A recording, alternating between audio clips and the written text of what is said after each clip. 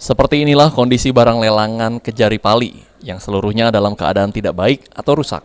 Bahkan tinggal besi-besi saja dan tidak memiliki surat-surat. Kasih Pembinaan dan Ketua Pelelangan Kejari Pali, Sandy, mengatakan ada sebanyak 38 motor dan 4 mobil hasil sitaan barang bukti kasus pidana umum yang dilelang. Pihaknya hanya menerima pelimpahan dari bidang pidana umum dan dari bidang pembinaan hanya melaksanakan lelang. Yang kita lelangkan, Bu, terus ini dari perkara apa aja nih? Oh, ini semuanya perkara pidana umum. Kalau motor ada 38, 2 scrap. Kalau mobil ada 4 tapi 2 scrap. Scrap itu jadi dihitung bukan kendaraan. Jadi jatuhnya apa? Besi ya? Besi. Jadi besi. Karena udah nggak ada mesin, udah nggak ada bentuk ekonominya lagi, nggak bisa dijadiin, bisa dibilang apa? Kendaraan bermotor gitu. Selanjutnya hasil lelang sendiri akan dimasukkan ke dalam kas negara. Aji, PAL TV.